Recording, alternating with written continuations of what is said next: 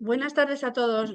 Hoy presentamos la primera sesión del año 2023 con la obra La vida es sueño, y la protagonista esta vez va a ser Elena Pimenta, que es directora de escena de la obra de teatro.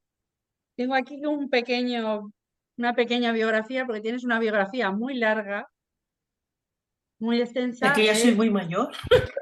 No tanto, no tanto. Eh, bueno, Ah, Elena Pimenta nació en Salamanca. Es directora de escena, dramaturga y directora teatral española. Durante los años 2011 a 2019 fue directora de la Compañía Nacional de Teatro Clásico, y en 1993 fue reconocida con el Premio Nacional de Teatro. Y la persona que va a empezar a hablar con Elena es mi compañero de Toulouse, el bibliotecario Javier Campillo. Cuando quieras, Javier. Bueno, muchas gracias a todos por estar ahí, sobre todo a Elena Pimenta por la generosidad de compartir una hora, hora y media de su tiempo. Esta es la cuarta cita que tenemos con gente importante ¿Cómo te fue? o que nos parece importante del teatro español, ¿no? Empezamos el año pasado con Vanessa Monfort, seguimos con Andrés Lima. En noviembre, hace como medio año, tuvimos a Juan Mayorga y hoy te tenemos a ti, Elena. Lo que generalmente así concebimos estos encuentros teatrales en torno a una obra.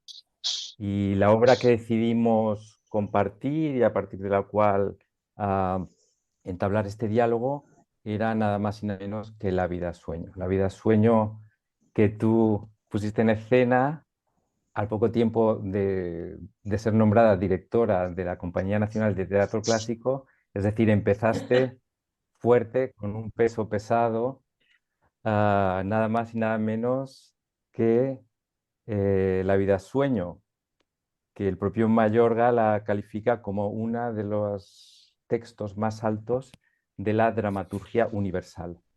Yo supongo que, bueno, esta obra he visto que hicisteis las primeras lecturas en abril del 2012 y corrígeme si me equivoco, se estrenó en Almagro, creo, en julio del 2012. de este mismo año, del Abrió el 2012. Festival de Almagro, sí. Eh, Ujú. Y entonces la adaptación la hizo Juan Mayorga, tú la pusiste en escena. Es un texto, como repito, un peso pesado de nuestra literatura. Es una obra que impone, debe imponer mucho a una directora, a unos actores. ¿Por qué empezaste? ¿Por qué La vida sueño?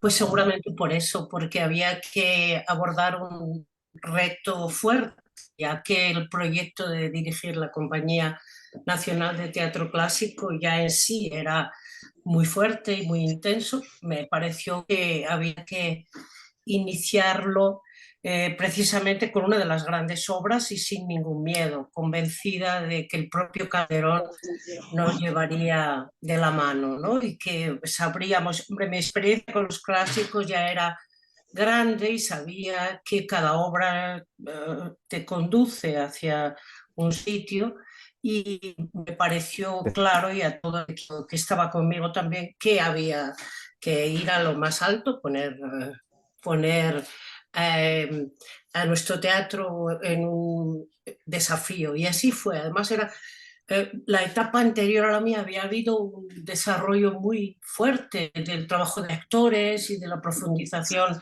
de los textos. Entonces nos lo dejaron como fácil para que fuera una lucha de titanes entre nuestros propios actores también, ¿no?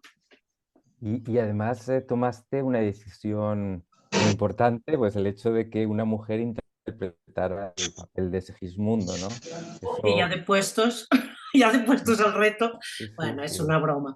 Sí, no, claro, claro, yo por aquella época había coincidido con Blanca Portillo en el Festival de Mérida, ella dirigía el Festival de Mérida y yo presenté allí una Antígona, fui invitada por ella a dirigir una obra y tuvimos ocasión de conocernos bien, bueno, bastante, y hicimos una amistad importante.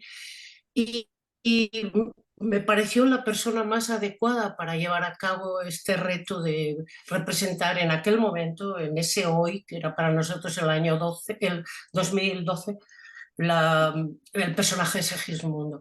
Y una inquietud que iba muy a favor era la necesidad de que una actriz representara el personaje de los personajes de la literatura dramática, ¿no? La historia de Segismundo parecía que teníamos las mujeres derecho a vivir su experiencia. Se sabe que a lo largo de los siglos el teatro ha dado como la clave de ser a los personajes que salen en las obras, ¿no?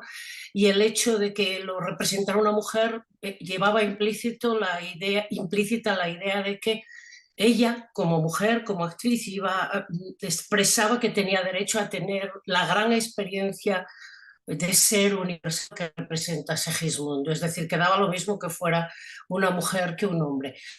Eh, Blanca es una actriz muy valiente y desde luego en ningún momento se echó atrás. Tuvo pequeñas dudas, como tuvimos todos a lo largo del proceso, pero fue algo extraordinario. Y conseguimos que, por un lado, que una actriz que ya no tenía 20 años representara uno de los más importantes personajes de la dramaturgia universal y a la vez que las mujeres se pudieran identificar con una gran experiencia universal de este ser humano que era Segismundo. Era divertido porque ella había hecho una serie famosa en España y bueno, teníamos miedo de cuando el espectador iba a desconectar de Blanca Portillo, actriz, e iba a entrar Segismundo. Y esto se producía al primer segundo donde ella salía a escena ya. Nadie se acordaba, existía el prejuicio de que iban a estar pensando siempre en ella como actriz y no se olvidaban y aparecía al principio, en la primera etapa, sobre todo una especie de muchacho de 18 años con un corazón de hombre y mujer a la vez. Y además en ese bloque, de ese monumento que es La vida sueño, ese bloque de granito, tú te planteaste, bueno, hacerlo asequible al público y Sí. darle adaptación a Juan Mayorga. Y entonces, y me acuerdo, y perdona, en noviembre, cuando hablamos con él, yo tenía aquí unas notas suyas, ¿no? Y él ya en ese momento ya nos comentó que para él la adaptación tenía una función hospitalaria, que no había que imponerse al texto, sino que había que acogerlo y transmitirlo. Y si nos puedes hablar un poco de la adaptación de Juan.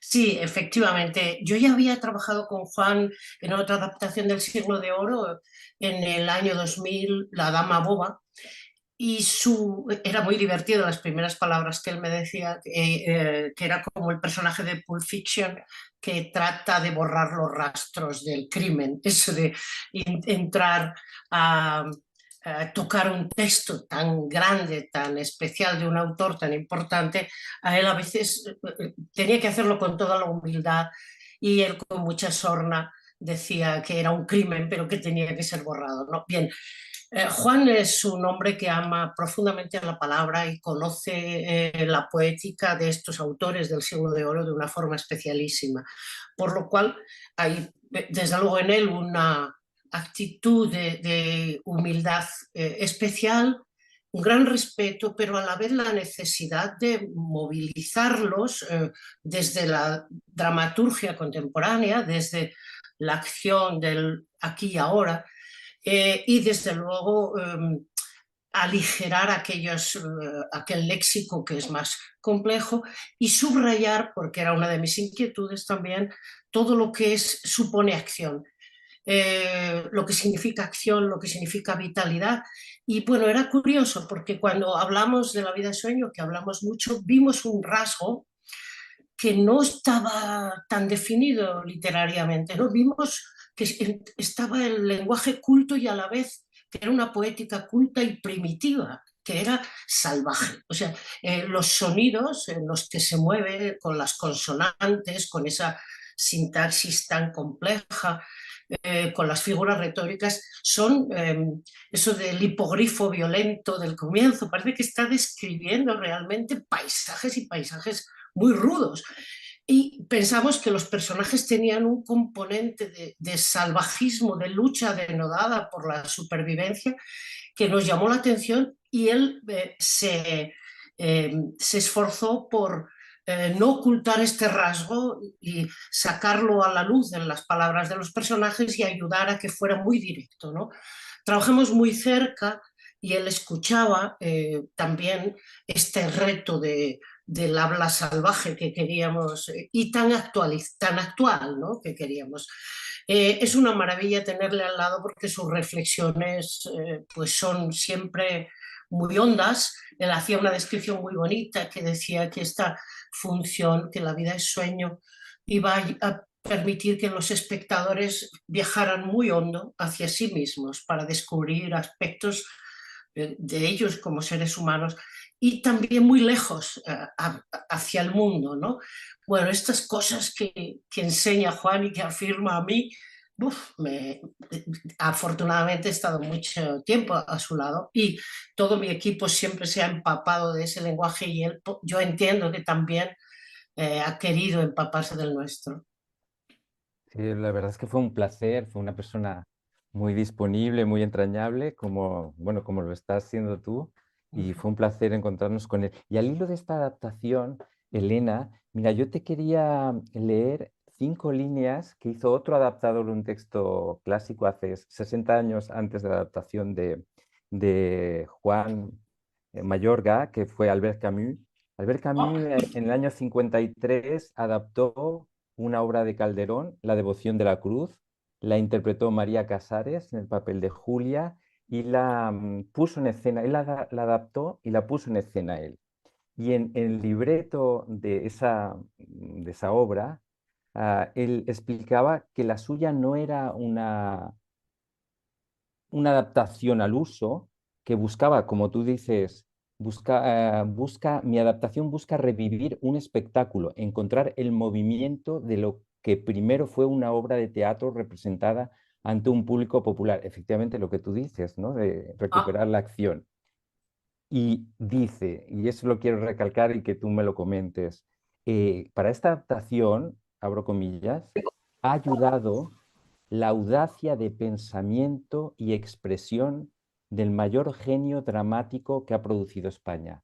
Es decir, habla de Calderón y resalta su audacia de pensamiento y de expresión. ¿Tú estarías de acuerdo con eso que uf, dice Camus? lo estoy escribiendo para que no se me olvide. Ujú. Me parece, me emociona muchísimo y vamos, ojalá lo hubiéramos tenido cerquita en estos años tan que le tenemos, ¿no? Porque yo creo que es un autor que a mí me ha influido siempre mucho, que admiro mucho. Pero si yo llego a saber que él afirma y dice estas cosas, seguro que me hubiera sentido muy impulsada en el periodo del clásico. Me parece una mirada extraordinariamente generosa también por parte de un gran autor como es él, que es capaz, hace lo mismo que Juan, ¿no? Sabe reconocer la grandeza del otro y trata de acompañar a la obra y amarla y servirla desde ahí. Es una lección y estoy totalmente de acuerdo. Llega con el pensamiento Calderón a sitios insospechados y esa valentía, ese coraje lo traspasa a la palabra, ¿no? Y verdaderamente es un autor que todavía no hemos conseguido que nos enseñe todo lo que tiene, ¿no? Es- Y además es que, claro, todos, que más que menos, hemos leído, hemos tenido que estudiar, hemos recitado los monólogos de La vida sueño, pero efectivamente la vida sueño es como una cebolla, ¿no? Que le vas quitando capas y vas encontrando cosas y una lectura nueva. Para mí ha sido un placer preparar este diálogo Qué contigo maravilla. porque he descubierto pequeñas, bueno, muchísimas, y las que me quedan y que nos quedan, ¿no? Es una gran obra y en la que tú, y ahora quería ir a la puesta en escena, tú has hecho de directora de orquesta, ¿no? Hay pocas directoras de orquesta, lamentablemente mujeres, y Mm, tampoco no hay muchísimas directoras de escena, tú eres una de las grandes y allí veo o vimos que coordinaste un gran equipo de un elenco que nos gustaría que nos lo comentaras brevemente, pero luego unos aspectos técnicos, por ejemplo, otro gran personaje o protagonista o intérprete es la música, ¿no? La Que la música. música tiene mucha importancia, y lo envuelve todo de una Sí. manera muy, muy sutil y que aligera, desde mi punto de vista, como espectador. Y luego tienes también bueno, los decorados, el vestuario, la iluminación tan importante. Nos gustaría que nos comentaras un poco ese trabajo de directora de orquesta que tuviste que hacer. Sí, sí.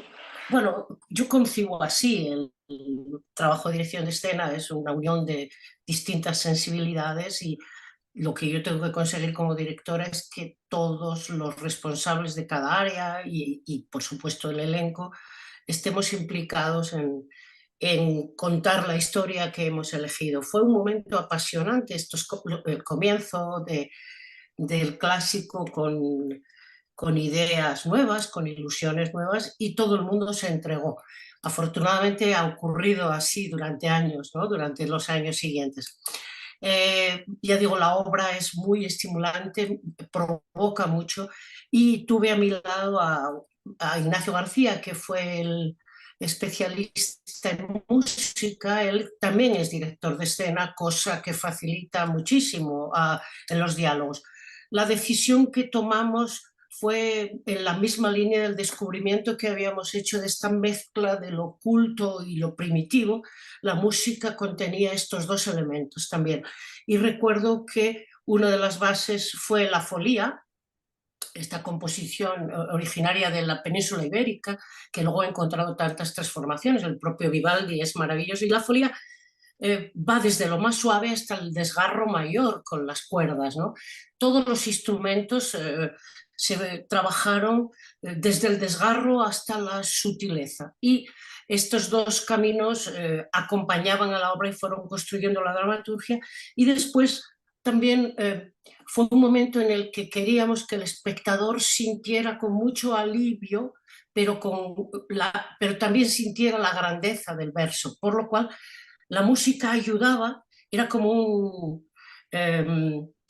un medidor para los actores, era todo el rato el que ayudaba a estar en el ritmo exacto y daba toda la dinámica. O sea que todo estaba organizado para que el elenco y todo el equipo hablase con el mismo tono, con el mismo ritmo, los distintos ritmos. Este fue uno de los objetivos fundamentales. Desde el punto de vista sonoro y emocional, todos teníamos que contar lo mismo. Desde el punto de vista visual, la escenografía también tenía que contribuir a esto.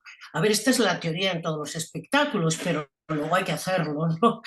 Y yo recuerdo que ese trabajo constante de la disciplina del verso, la belleza y cómo nos recordaba el texto constantemente, las sugerencias que hacía Calderón del espacio, las metáforas, las imágenes, todo eso nos ayudaba a construir y después con los espectadores a seguirlo construyendo, o sea que es un material de una inspiración extraordinaria, ya me pongo como camino. Es un material que inspira muchísimo y ese todo contándolo es como una gran partitura musical también, ¿no? Eh, bueno, hay mucho trabajo, fueron 6, 7 meses de trabajo exhaustivo, aunque a mí me tocaba dirigir la Compañía Nacional y eso exige gestión, como bien sabéis, pues bueno, digamos que eso lo hacía en las horas extras, la gestión, lo demás, la otra dedicación.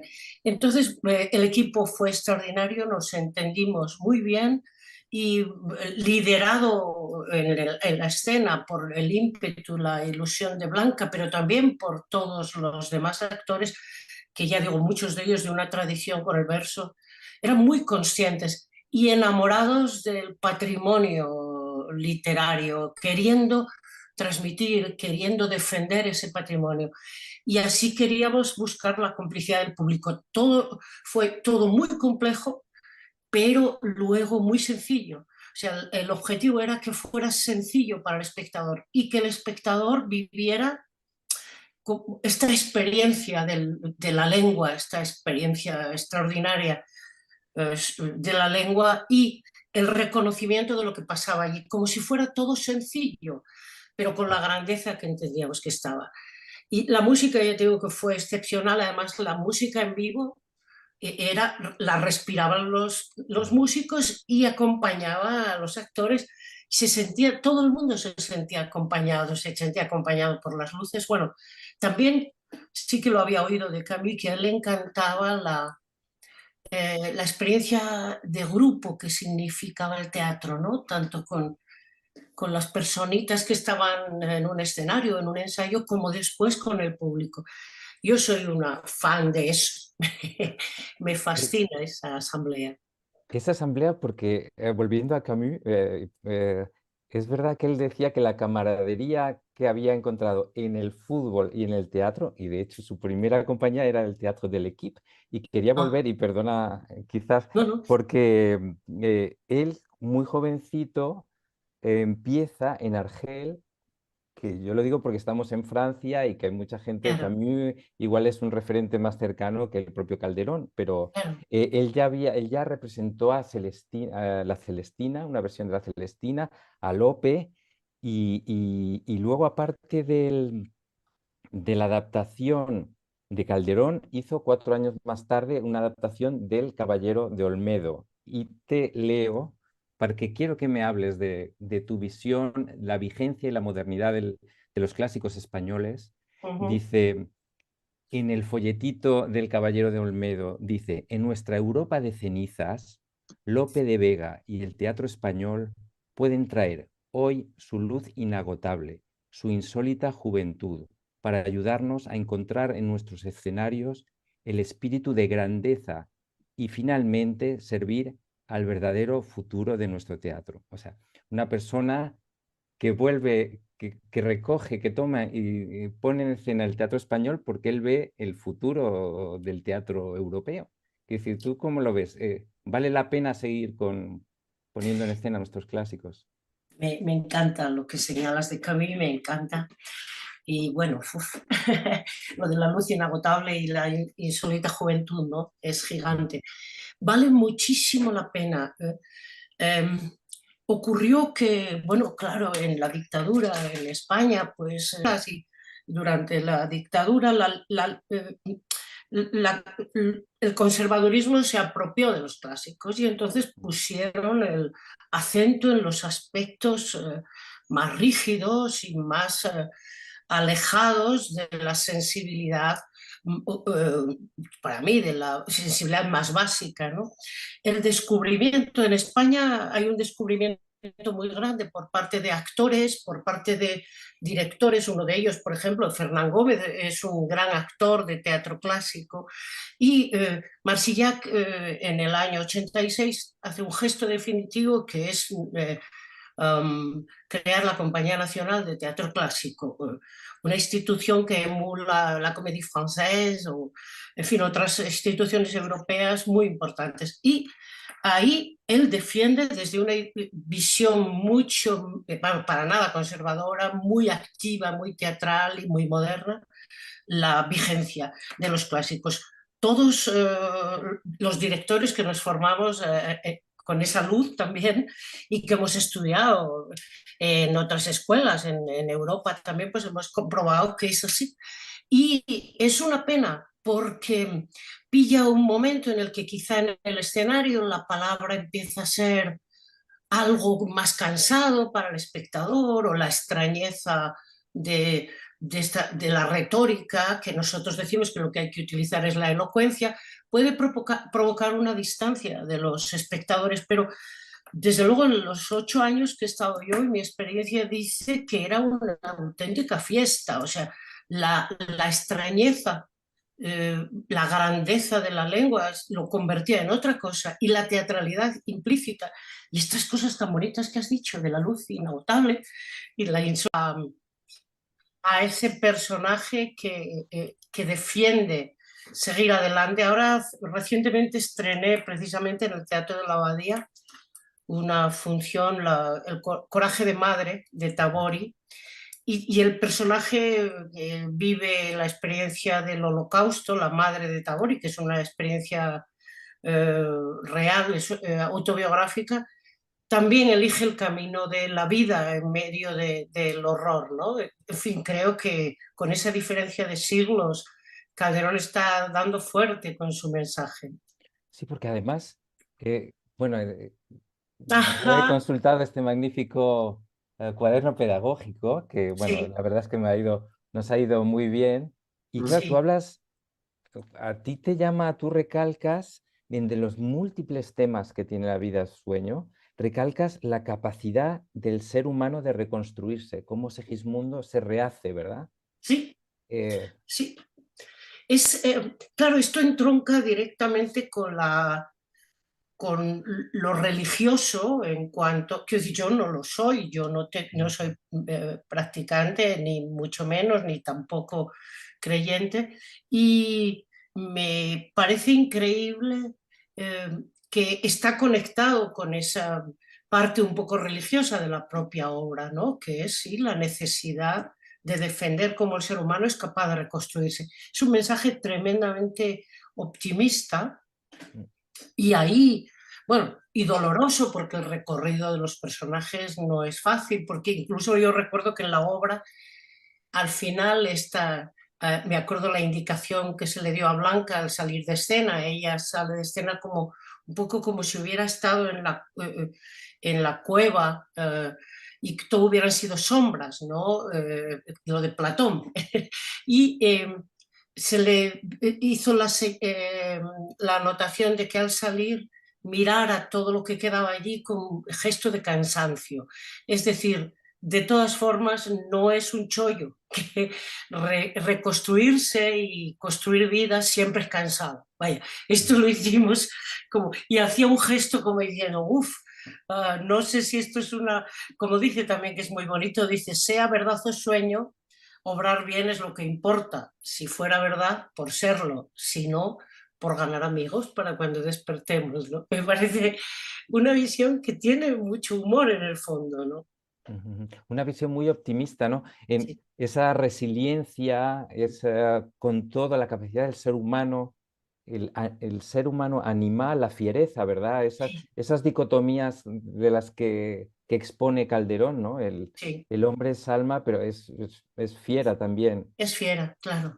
Es violento, pero al final es clemente al final, ¿no? Exacto, Ujú. exacto. Yo creo que todos, fíjate, también decía justo cuando se cortó, eh, hablaba de que yo estoy dando clase de dirección durante el año en la abadía y me encuentro con directores jóvenes que están descubriendo la profundidad de estos textos y les apasiona esta capacidad de manejarse en ese objetivo tan optimista. Y llegábamos a la conclusión, fíjate, hemos hecho una comparativa entre La vida es sueño y Macbeth, como los dos polos opuestos de la luz y la oscuridad, porque la vida es sueño va a la luz desde la oscuridad, pero Macbeth no, Macbeth cada vez va cayendo más.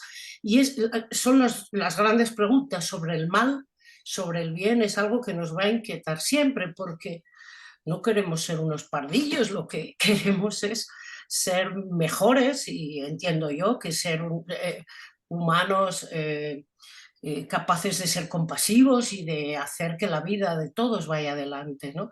Bueno, es una pregunta que es impresionante ver cómo se la hacía Calderón y el propio Lope con esa vitalidad tan extraordinaria con lo que lo cuentan. Y otro punto muy interesante que yo he entrecomillado son palabras tuyas, del personaje de Segismundo, tú dices, yo creo que el mayor anhelo del ser humano es ser social y Ujú, casi todas sus tragedias pasan por incorporar la soledad propia a la vida con otros, ¿no? ujú. Otro reto humano que se representa muy bien, ¿no? Sí, sí, sí. Claro, luego vas descubriendo lo que te permite el teatro, es que al trabajar con los actores y con todos los demás, con todos los creativos que te rodean, incluso con los técnicos, de pronto estás en el presente de unas frases que tienen una profundidad extraordinaria y ese actor que ya ha ido encontrando, en este caso Blanca, que ha ido encontrando el alma de ese personaje, de repente te hace así, hace un gesto y te muestra una soledad infinita, y y le ves como hay una escena preciosa cuando él habla con el padre, cuando el padre que ni siquiera le ha dicho que su padre ha mandado a Clotaldo a que se lo diga, se encuentra por primera vez con él. Y el trabajo que se deduce del texto es que Segismundo lo que busca es un abrazo, y el padre siempre lo está rechazando y diciendo tus brazos son asesinos y me dan miedo, ¿no? Esto lo dedujimos de ahí. Y claro, esa sensación de infinita soledad cuando ella está rabiosa hablando con el padre, pero pues como un adolescente echándole la bronca de la vida, ¿no? Que le ha negado la libertad. Estás viendo las dos cosas, el anhelo enorme de que el otro la quiera y a la vez el dolor infinito de que no va a ocurrir nunca, ¿no? Que al final vamos a ver cómo perdona a su padre, o sea que esa capacidad, bueno, todo eso son descubrimientos que haces cuando mezclas la parte literaria con el trabajo en la escena y van ocurriendo cosas, vas tirando de un hilo y como seres humanos de hoy empezamos a notar los ecos de todo eso en lo que nos está pasando, ¿no? Y yo creo que nuestro trabajo con los clásicos es atrapar eso y hacerlo presente, o sea, que resuene en la experiencia humana de hoy, ¿no? Y es muy grande. Decía que me da mucha pena que a veces estos textos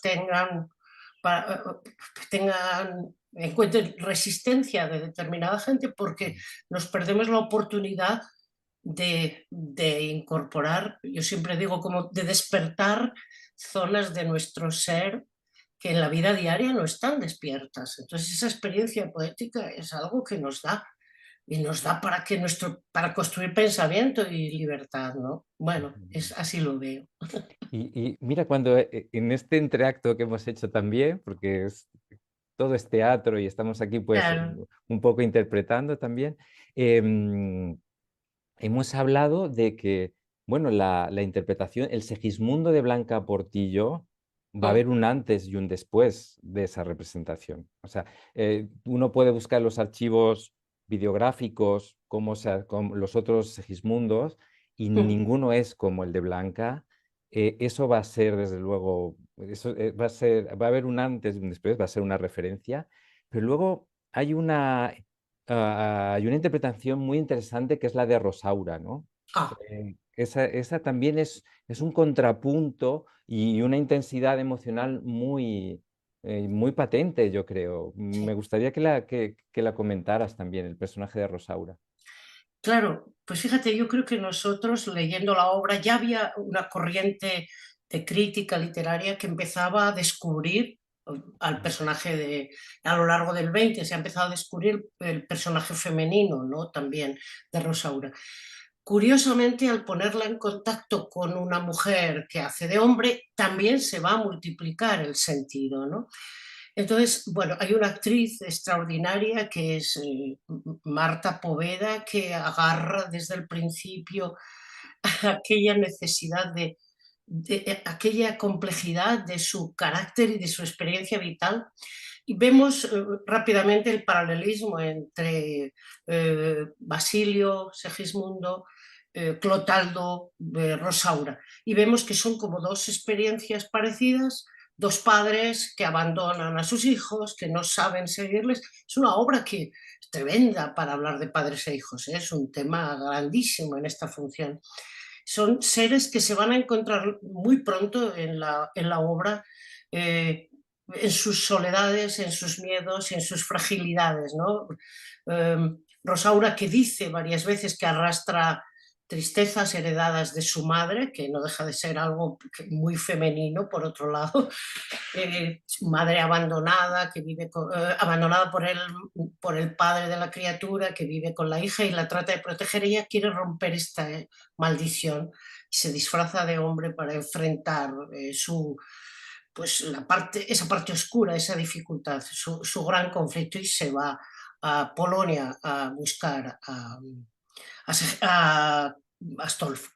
Este gesto de ella, este gesto, creemos que está en el origen, en nuestro análisis, es el motor incluso de la salida de Segismundo de la prisión. Es decir, cuando él conoce, cuando se identifica con esa mujer que tiene la misma tristeza y dice, cuentan de un sabio que un día esa cosa tan bonita, tan pobre y mísero estaba, que se consolaba por las hierbas que cogía, se alimentaba. Bueno, este encuentro entre dos seres tan frágiles va a motivar la salida de Segismundo, en nuestra opinión, y va a hacer que definitivamente Rosaura no pare de luchar por sí misma. Va a pedir la ayuda de todos, pero finalmente ella dice una cosa muy bonita a su padre, que no sabe que es su padre: ayúdame porque yo sé que todo es guerra, su vida es eso, ¿no? Bueno, nosotros como mujeres, las que trabajamos en la función, es curioso porque claro, años después ha explotado el movimiento feminista y en la cultura se está viendo mucho más, pero en aquel momento el poner a una mujer que haga de hombre y la otra mujer enfrente con ese coraje y esa fortaleza, ese desgarro, era una reivindicación artística por nuestra parte de esa pelea por encontrar su propia libertad, ¿no? Y es muy bonito, me acuerdo que en la escena final que te vas encontrando estos anacronismos, ¿no? Nosotros decíamos que Segismundo siempre estuvo enamorado de Rosaura y que en definitiva Rosaura también de él. Y cuando Segismundo hace justicia al final y distribuye un poco cómo va a funcionar todo, tiene que tener un gesto político y hace que Rosaura se case con Astolfo. Y cuando le dice esto en escena, recuerdo que Marta Poveda propuso una cosa maravillosa, que es, en vez de saltar de alegría, se cayó como si se desmayara al suelo, diciendo, ¡qué horror! No pienso soportar a este alucinado que he tenido de amor del que estaba enamorada. O sea, era una ruptura como mujer. Y yo cada vez que veía eso se me saltaban las lágrimas, la verdad, pero es ese momento en el que ella, ves lo importante que es cómo ese texto fue traído al presente y todo el mundo veía el gesto de ella cayendo, ¡pah!, diciendo, no puede ser, ¿me dejas a mi maltratador aquí ahora conmigo? No. Y es una cosa muy interesante que te he oído comentar en cuanto a tu mirada femenina como directora de escena. Y me ha parecido escuchar en otra entrevista que tú te retrotraías a la Dama Boba, es decir, cómo allí tú viste esa interpretación, esa mirada femenina, mirada del autor o del director de escena, pero al fin y al cabo mirada femenina. Me gustaría mucho que lo comentaras, Sí, fíjate, este punto. es curioso porque te digo que estaba Juan conmigo también allí en aquel momento, en el año 2000, 2001, no me acuerdo ahora exactamente. Claro, la pregunta, todo el mundo en la tradición del teatro preguntaba, bueno, la Finea, la Dama Boba de Lope de Vega, ¿es boba o se lo hace? Claro, me parecía una cosa tan simplificada, decía, pero vamos a ver. Claro, y hay un texto de la Dama Boba precioso que dice Finea en un momento para aclarar a Laurencio cómo son sus sentimientos, dice que sepas que las mujeres antes de nacer fingimos. Dice, porque estamos en el vientre de nuestra madre, no me acuerdo ahora, no puedo recitar los versos, y dice, y hacemos creer a nuestros padres que somos hijos varones porque es lo que ellos esperan que ocurra. Y cuando nacemos se prepara un número, dice así, que está claro que nosotros antes de nacer ya fingimos. Bueno, esta idea de fingimiento a mí me parece súper profunda. Es decir, como mujer uno siente que a lo largo para hacerse un hueco por lo menos yo nací en el 55, pues bueno, ha habido demasiadas veces en las que has tenido, no es fingir, es asumir, es que fingir es muy superficial, asumir un papel de negarte a ti misma muchas experiencias y muchas certezas. Es como que te vas protegiendo así, ¿no? Y Finea es que cómo puede Lope hacerlo tan claro. Un personaje que no sabe leer y que cuando empieza a leer se hace fuerte, cuando aprende, ¿no? Entonces, bueno, esta pelea de que lo de alrededor es muy agresivo con el mundo de la sensibilidad y que la mujer a lo largo de los años trata de solventar ese camino en el que se ve agredida y, para que no le hagan daño, ¿no? Pero eso no es un fingimiento, eso es otra cosa, es una desgracia. Es una desgracia. Es una manera de reconstruirse, ¿no? De luchar por la Exacto, vida, de ser resiliente, ¿no? Con tu exacto, medio, ¿no? exacto, Y exacto. eso es curioso, esa lectura me parece muy lúcida, muy lúcida. Y bueno, repetimos que si alguien quiere hacer alguna pregunta, tenéis el chat, incluso os podemos dar ah, la palabra si queréis. Y pasando ahora un poco, te quería comentar algo que también comentamos a Andrés Lima y a Juan Mayorga, es un poco sobre la función del teatro hoy, ¿no? Eh, yo también recojo tus palabras y dices, cada oficio tiene su responsabilidad y el nuestro es un oficio viejísimo, depositario de la palabra, del pensamiento, del alma de épocas diferentes. O sea, esa responsabilidad del teatro como gente de teatro, ¿tú cómo la ves? ¿Cómo la ves? Es influyente, es necesaria cada vez más en este mundo tan diverso, con tanta oferta cultural, creativa? Claro, igual puede ocurrir que nos quedemos en un reducto. Ha habido épocas mejores para el teatro, épocas peores. El teatro siempre ha resistido, que es verdaderamente impresionante que sea así. Y de hecho, bueno, recuerdo después del COVID, pero ya en los últimos 15 años, por lo menos en España, ha sido un espacio artístico al que la gente se ha visto abocada de forma natural, seguramente por la experiencia en vivo y en directo. Y después, yo creo que porque es el espacio de la poética y de la síntesis. Es decir, no es ilustrativo, no ilustra la realidad, no la fotografía. eh, y alguien de fotografía me puede decir que la fotografía dice mucho más que la propia realidad, pero digamos que lo que, lo que hace es leer más a fondo y sintetizar la vida con el juego del espacio-tiempo y desde luego eh, late el corazón en el escenario y late con el espectador, que esto es una experiencia única. Creo que afortunadamente esa necesidad del directo se ha recuperado y creo que también la síntesis que supone el teatro de texto, por ejemplo, y la poética en un escenario es algo que produce mucha admiración y es una necesidad por parte de los espectadores. En cualquier caso, por supuesto, el teatro más físico tiene otros códigos y también provoca unas necesidades. Yo mientras haga teatro creo que sé que tengo una responsabilidad. Es decir, en el momento que yo puedo, que el trabajo que hago se comunica con seres humanos, tengo la responsabilidad de buscar lo más auténtico posible, lo que a mí me parezca que es verdad, responder a preguntas de forma, bueno, de forma humilde, pero con intensidad.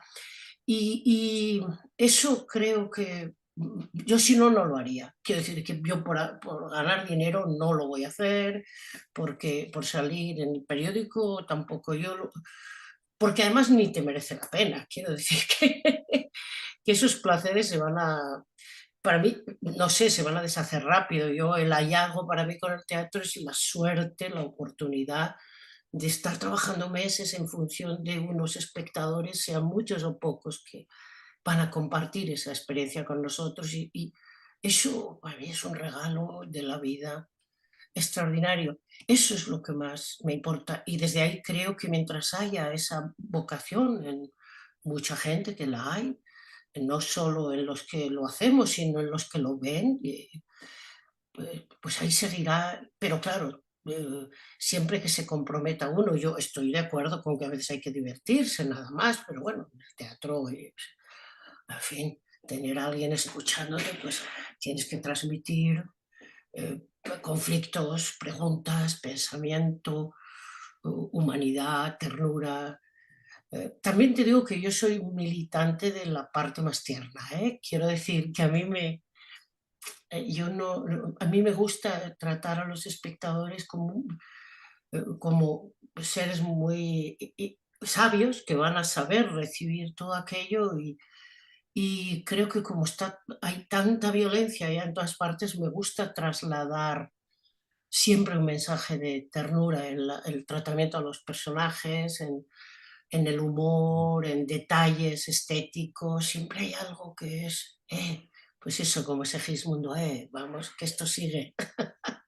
Eso, mira, yo ahora te quería comentar aquí que estamos en Petit Comité una anécdota que tuvimos con Juan Mayorga, porque él, claro, él dice, el teatro es el arte de la crítica y la utopía, ¿no? Y le Ujú. dijimos, pero ¿cómo se puede seguir haciendo teatro crítico cuando hacía una semana había recibido el premio Príncipe de Asturias y reyes, monarcas, ministros, toda la inteligencia nacional te ha estado aplaudiendo por un... ¿Se puede seguir haciendo teatro crítico? Y él decía que sí, que se podía... ah, desde el teatro había que llevar una mirada crítica a la sociedad. El teatro Mm. tenía que ser espejo y tener una mirada crítica. Yo no sé si, bueno, yo supongo que sí, que tú estás de acuerdo con él. Y a la vez te quería hacer una segunda pregunta. Nosotros como espectadores y como amantes de teatro le debemos muchos a esos profesores de literatura que nos Ah, llevaron en el instituto a ver obras de teatro, cuando a veces nuestros padres no tenían ni posibilidades, ni tiempo, ni se les ocurría, ¿no? Tú que has sido docente, mm. en la primera etapa de tu vida, ¿cuán importantes son esos profesores, ese inculcar la costumbre, el hábito del teatro en nuestros adolescentes? Bueno, vamos, es una importancia absoluta. Antes que no teníamos tantas facilidades y ahora que hay alguna facilidad más para ir al teatro. Yo fui profe de francés y de inglés en un instituto en el País Vasco y yo fui de las que llevó a los chavales a ver teatro. Eh, Como era una fiesta, con la disculpa, además fuimos a ver Los Justos, precisamente, de Mm. Camille, me acuerdo.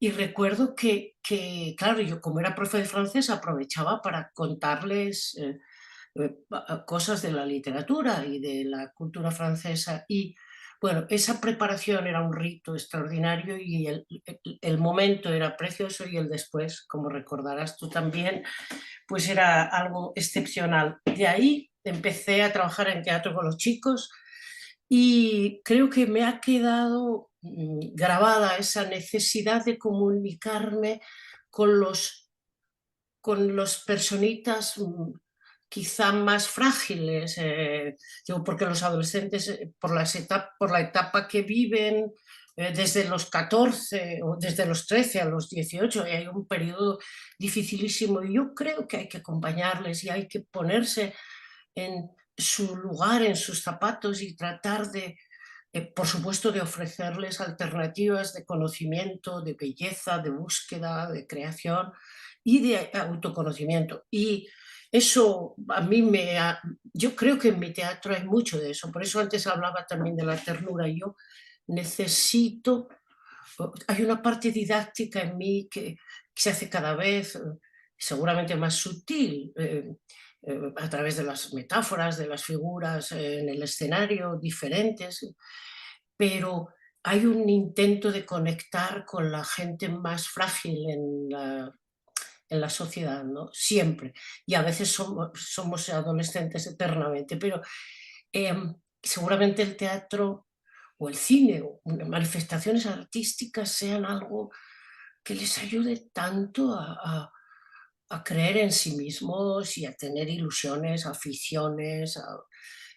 Yo todos los que he visto que han conocido algo han sido disfrutores. Yo me he encontrado estando en el clásico, han ido alumnos dirigiendo el clásico, gente a la que yo di clase en el año 77 y han aparecido allí con su barba, con sus hijos. Elena, toda la vida estaremos viendo teatro. Y digo, madre mía, es emocionante, ¿eh? Además estoy segura de que es útil, estoy segura. Sí, porque el teatro, la emoción del teatro es única. Es O sea, única. es única. O sea, lo comentamos ahora también con los intervinientes, Sí, bueno, los participantes, asistentes, y es irreemplazable sí. la experiencia del teatro. Mira, te voy a leer tus palabras. Ay, madre. Sí, no, y tú dices, los jóvenes, por fortuna, todavía tienen esa intuición sobre lo social, sobre la empatía, sobre la compasión y la rebeldía que a veces las generaciones más adultas vamos olvidando. Y eso lo dices aquí, en este Ah, libro sobre la vida sueño. O sea, es una lectura muy optimista y muy bella, ¿no? De la juventud, ¿no? ah. Vamos, no, no lo recordaba, no lo recordaba, pero sí, totalmente. Confío muchísimo y estoy segura de que tenemos que estar al lado, ¿verdad? Es fundamental. Ya te digo que yo como profe, que tenía mucha vocación también, luego la he sustituido por la del teatro, pero siempre quise, a través del aprendizaje con el teatro, trasladar la emoción de conocer algo, de descubrir y de ese encuentro de seres humanos, que es un reto, ¿no? Y estoy segura de que va a estar siempre en mi manera de entender la escena, siempre, siempre va a haber esa búsqueda de la luz, ¿no? De esa mirada rebelde, inocente que hay también delante, ¿no? Pues, pues no sé si Silvia hay alguna pregunta, alguien se anima. Veo que aquí nos dicen viva el teatro. Mm. Nosotros, bueno, pedimos disculpas por el fallo técnico.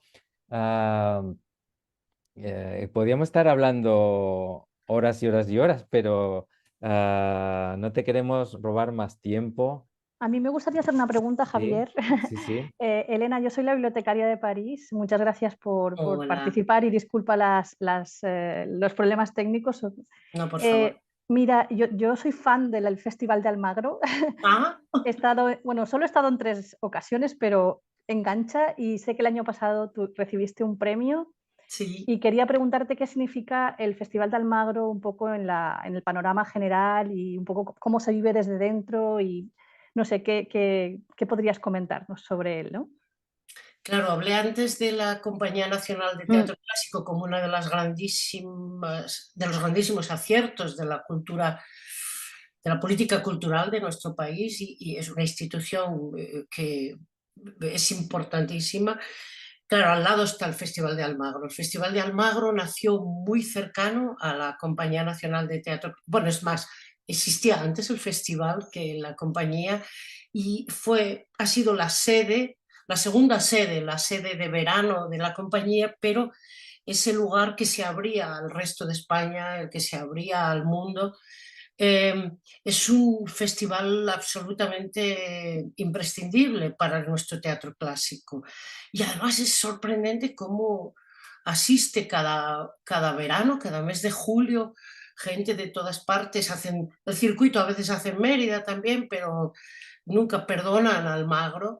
Y allí pues vuelve, pero al aire libre se multiplica esta idea de lo popular del teatro del siglo de oro.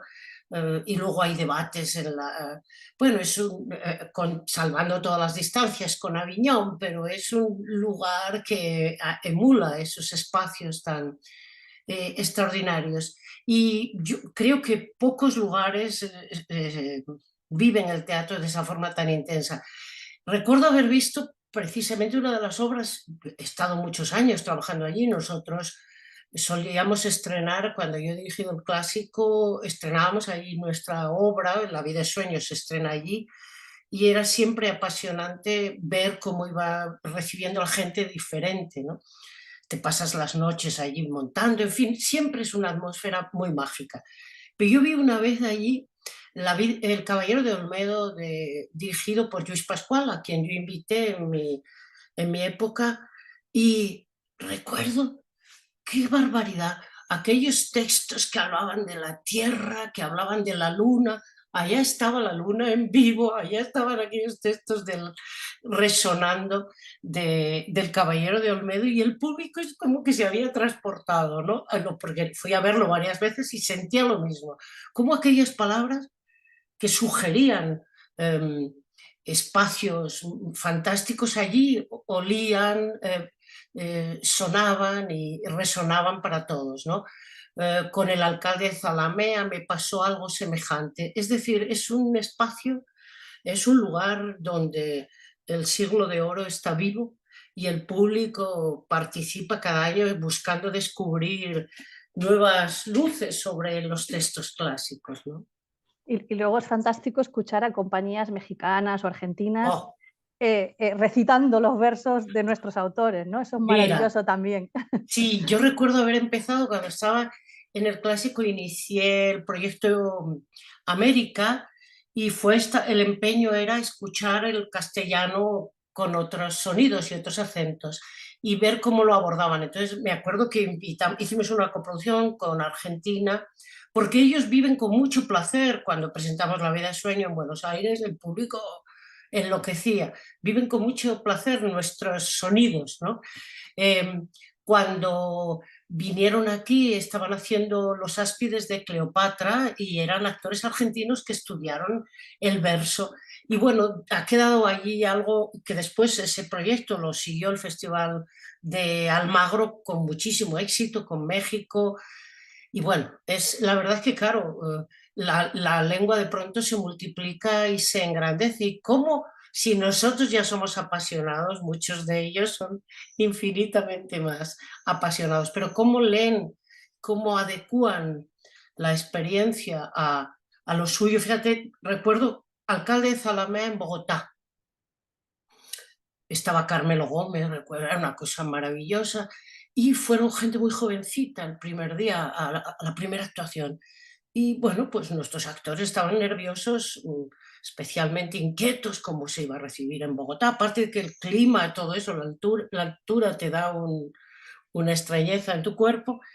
Y recuerdo que estuvieron muy, muy perfectos los actores, pero les costaba a veces conectar con el público. Y el momento en el que eran muy jóvenes, ya digo, los espectadores, y cuando el padre va y abraza a la hija a la que han violado, que parece que la va a matar, y Carmelo hace un gesto de violencia y la abraza, se oye entre los espectadores, ¡ay!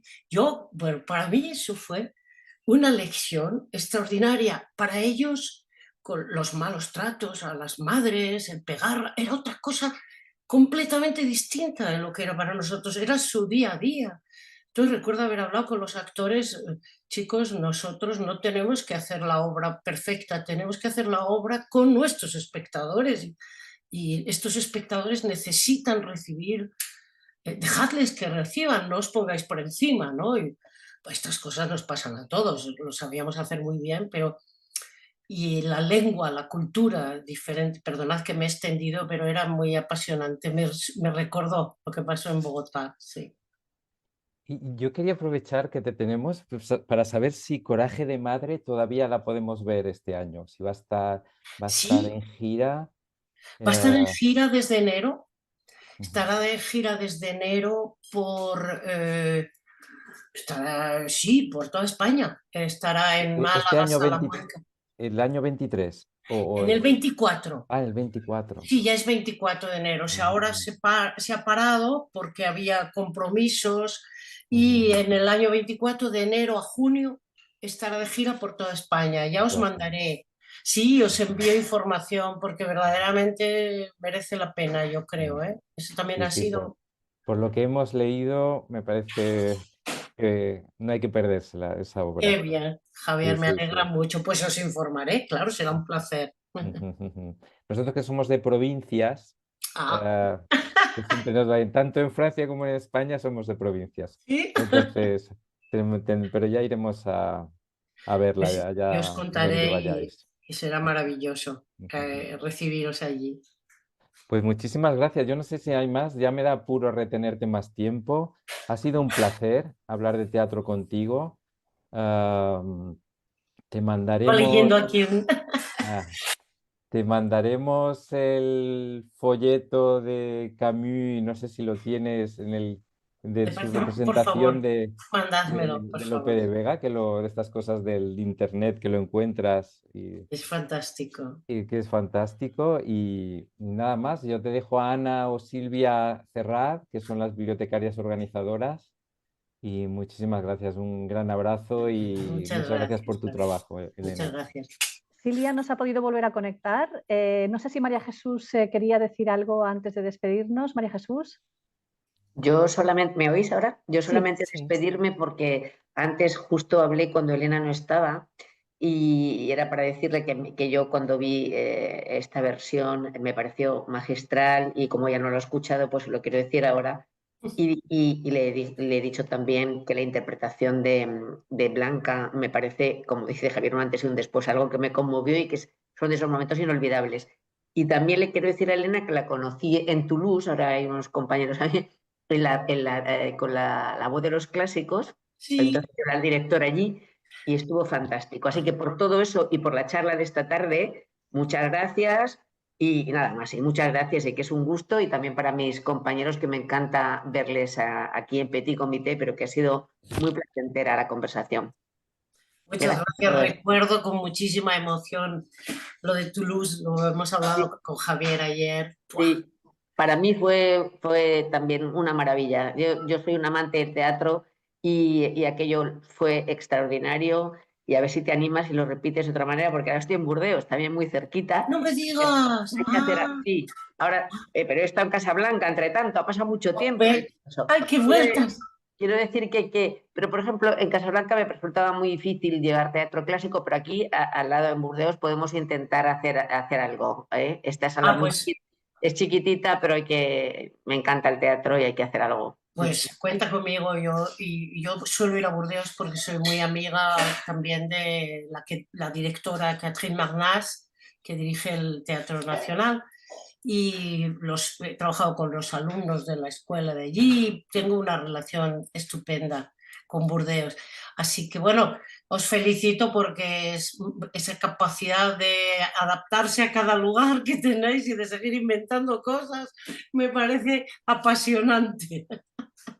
Bueno, Muchísimas gracias. gracias Muchas a ti gracias. y a todos los que lo han organizado. Yo es la primera vez además que participo, porque siempre estamos tan ocupados que nos empuja alguien, en este caso os lo agradezco a Rocío, que es mi bibliotecaria a distancia, que me lo ha recordado hoy, pero yo lo tenía apuntado, porque a veces uno está en tantas cosas que luego se pierde lo más divertido que es esto. Un placer, muchísimas gracias. Muchas Gracias. gracias, Muchas un abrazo gracias, muy fuerte. Muchas gracias. gracias a todos. Javier también. Un abrazo a Disculpen todos. el problema Gracias. técnico. Chao. Eso, Adiós, Elena. gracias a Adiós. todos. Placer. Que Adiós. vaya todo bien. Gracias. Adiós.